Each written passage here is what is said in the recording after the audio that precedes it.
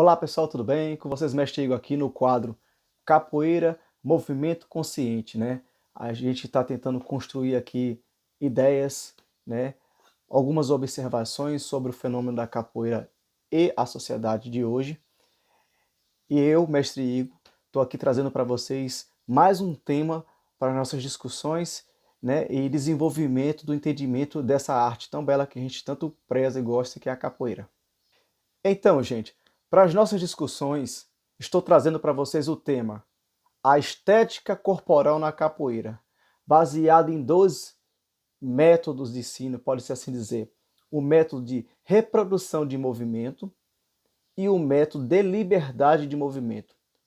A gente vai conceituar algumas coisas aqui, fazer algumas indagações a respeito disso, para que a partir do entendimento mais claro dessas duas nuances, a gente possa refletir a nossa prática de ensino na capoeira.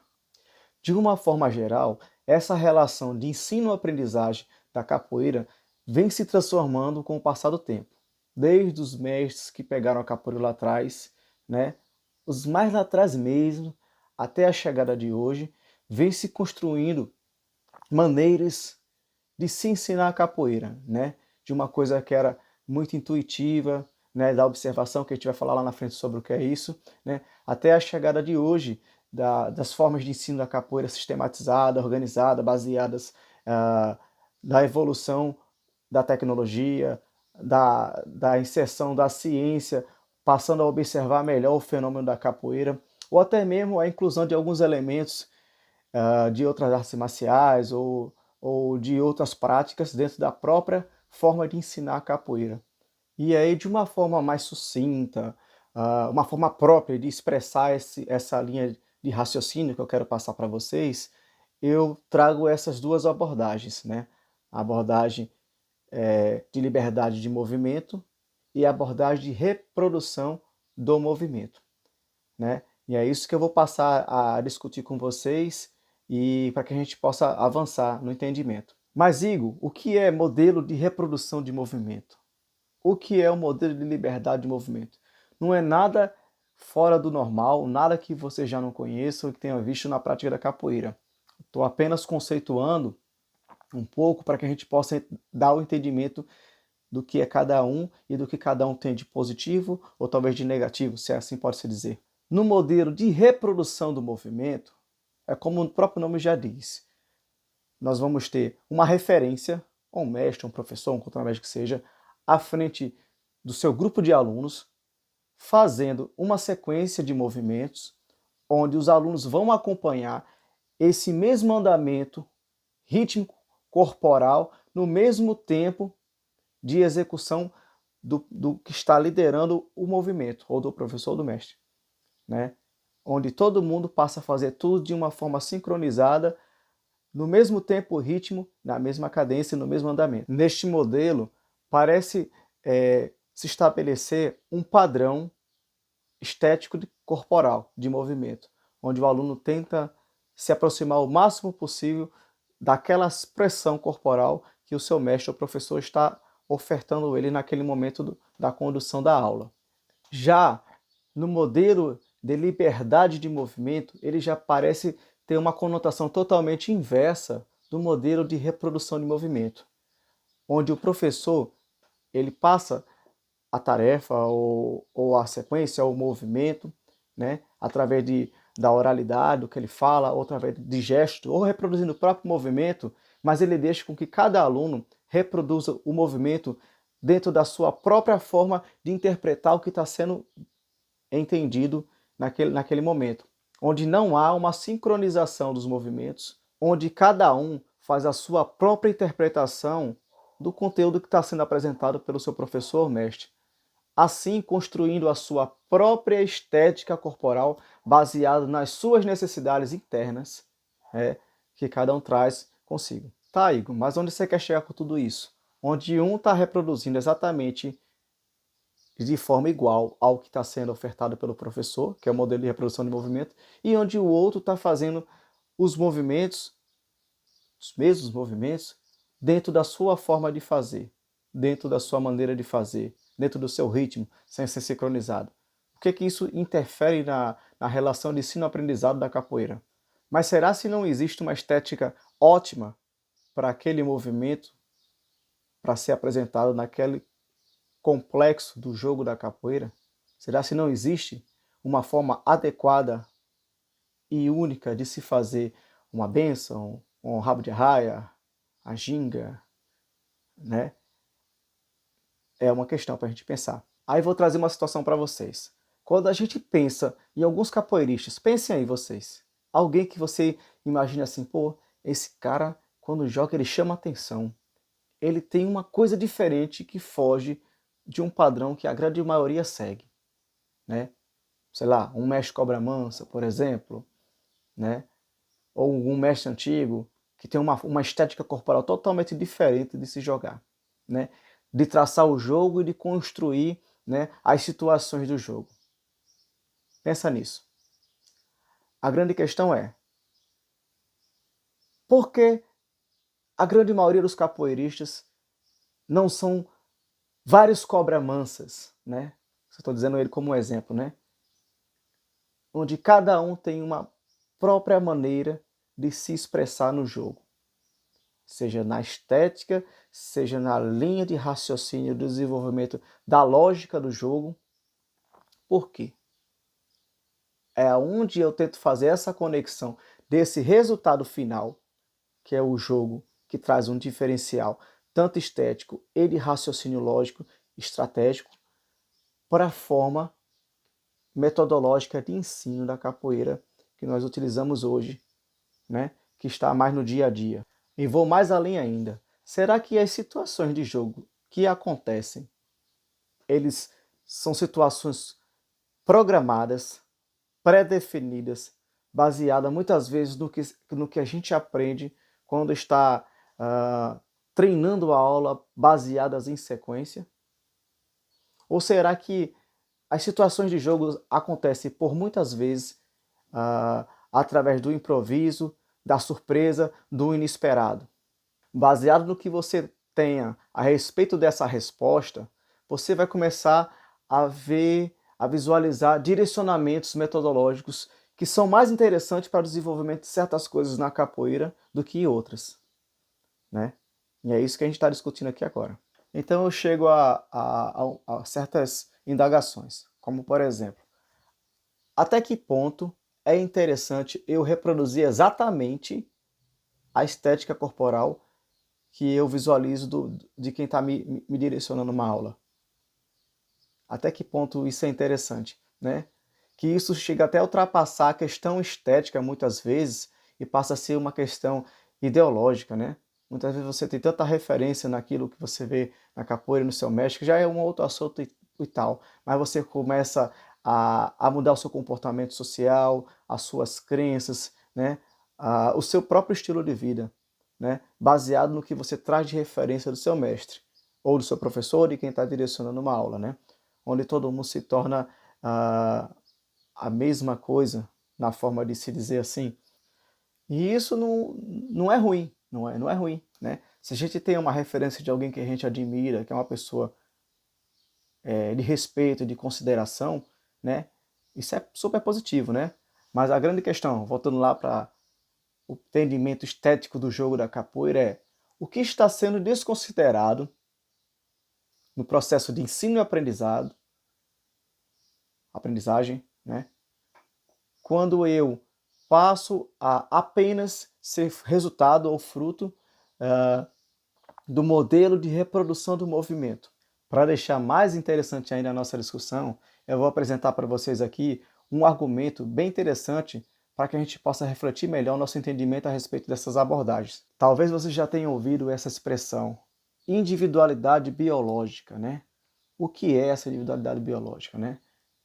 Em resumo, ela quer dizer o seguinte: ela está relacionada à genética, ao que eu trago comigo, né, de fator genético que eu venho herdando, né, dos meus pais, dos meus avós e por aí vai. Então ele diz o seguinte: e cada ser humano tem um peso diferente, uma estatura diferente, uma composição corporal diferente, tipos de fibras diferentes que interferem diretamente na resposta do movimento.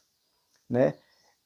Tem também uma predisposição cognitiva diferente uma da outra, onde um vai mais para a lógica, outro vai mais para a leitura, outro vai mais para a música e por aí vai, né? Então esse é o ponto de partida para a gente pensar a questão dessas abordagens. Ainda digo mais, isso é o que a gente traz conosco, né?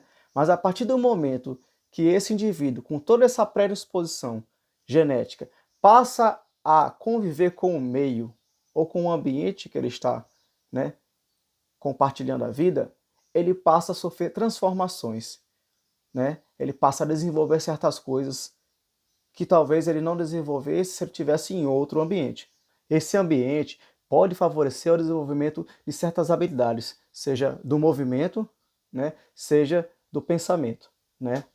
Ah, por exemplo, no próprio pensamento, tem pessoas que têm mais predisposições para cálculos, né, para raciocínio lógico, outras mais para linguística, para linguagem, né? Então, se essa pessoa tiver que ter predisposição para o entendimento de lógica num ambiente que desenvolva mais a linguística, ele não vai se desenvolver bem, né, da forma que ele poderia se desenvolver se estivesse aqui, né, na parte de lógica, que é o que ele e que favorece ele. Trazendo mais até para a capoeira. Você já percebeu que tem pessoas que têm mais facilidade de aprender movimentos do que outras? Ou de aprender a tocar um instrumento com mais facilidade do que outras? Ou de cantar, ou de compor, ou de escrever sobre capoeira? Tudo isso está associado à individualidade biológica de cada um. E é isso que a gente não pode desprezar quando a gente pensa numa questão metodológica de ensino e aprendizagem da capoeira. Então, partindo desse entendimento das diferenças que cada indivíduo traz, como eu, professor ou mestre de capoeira, vou pensar no ensino de capoeira desconsiderando todas essas variáveis que cada indivíduo traz consigo, como se uma métrica, uma única forma de fazer, servisse para todo mundo e desenvolvesse o que cada um tem de melhor.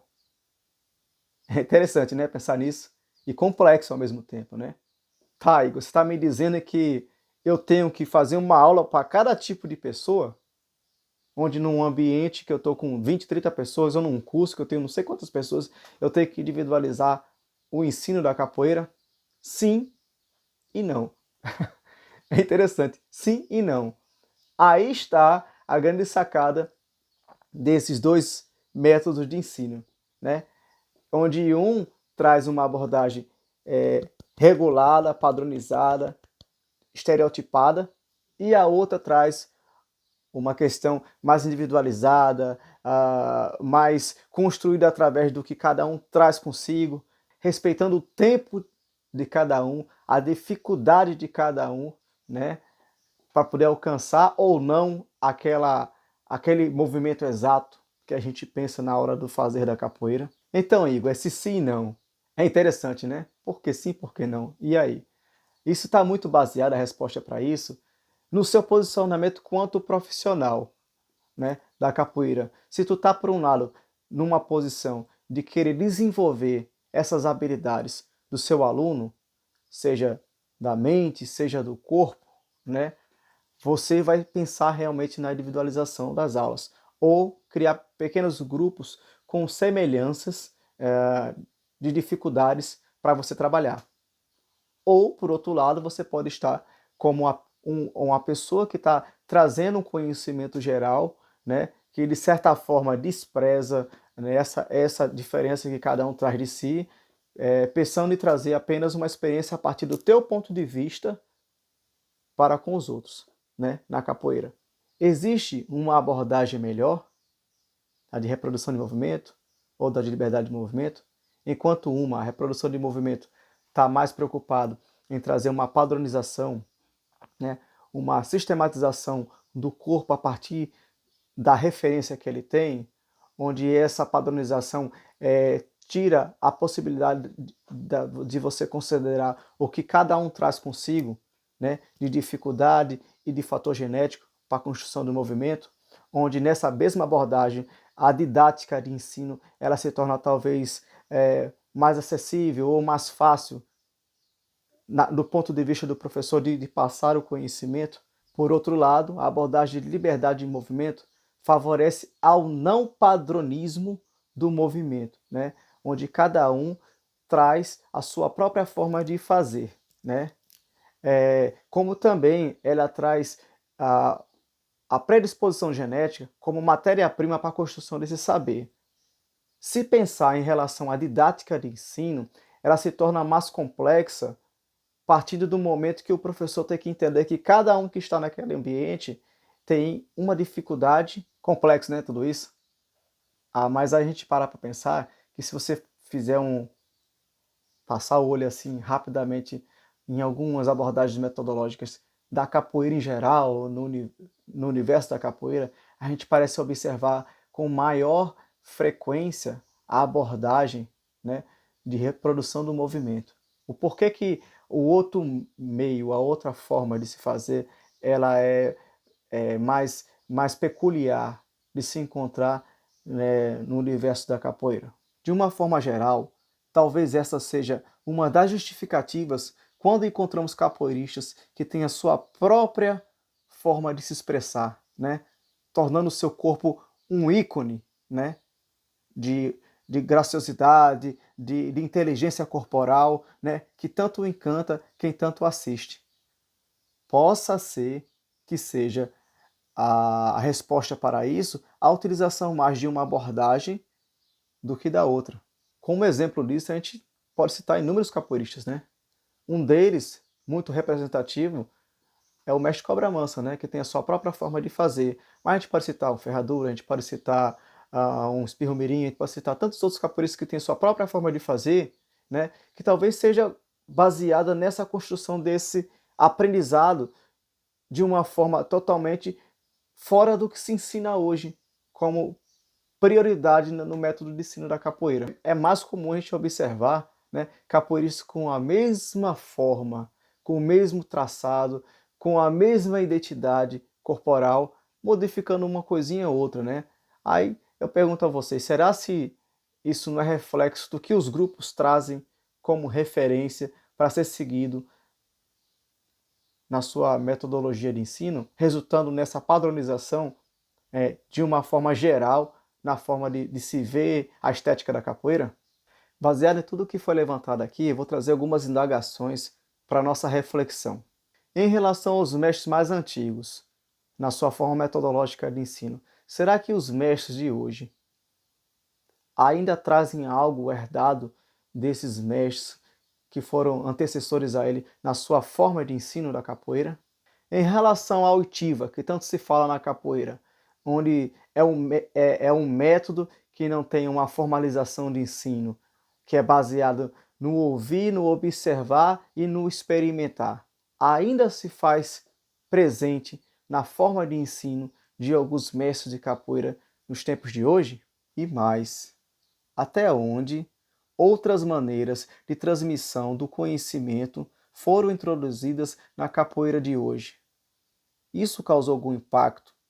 Enfim, para finalizar tudo isso que foi levantado aqui, né, colocado para vocês, não estou aqui para chegar a uma conclusão final e dizer o que é certo, o que é errado, mas eu apenas estou do ponto de vista de levantar esses questionamentos para a comunidade da capoeira e a partir daí cada um fazer a sua reflexão e ver o que pode ou não ser ajustado na sua forma de fazer a capoeira. Por dizer, eu, mestre Igor, acredito muito que seja interessante a gente ter a sacada de mesclar as formas de fazer, as abordagens, né? Embora a gente tenha mais dificuldade em uma e mais facilidade em outro, a gente precisa se esforçar para poder equilibrar essa balança, né? Aprender a entender a outra forma de fazer na qual eu não tenho domínio. E assim a gente vai poder dar a nossa contribuição para gerações que vão vir a receber a capoeira, né? Da mesma forma que eu já recebo ela de uma forma bem diferente da que o meu mestre recebeu e lutou para poder manter e colocar ela no devido lugar, hoje eu já recebo ela de uma maneira talvez mais fácil ou com mais possibilidade de eu poder dialogar a capoeira com o universo, com o contexto, com o mundo, né? E os que vão vir depois já vão pegar ela um pouquinho melhor, graças a esse processo de sincronização da capoeira com os tempos atuais que vivemos, né? Mas não podemos deixar de destacar a importância de sempre beber da fonte, da água, né? Beber dos mais antigos, tê-los como referência e a partir deles a gente está moldando a nossa forma de fazer para a realidade que a gente vive hoje. Um abraço, pessoal. O Mestre Chico aqui com vocês com a ideia Capoeira Movimento Consciente. Nosso propósito aqui é trazer reflexões para o universo da capoeira e assim contribuir com o coletivo dessa arte.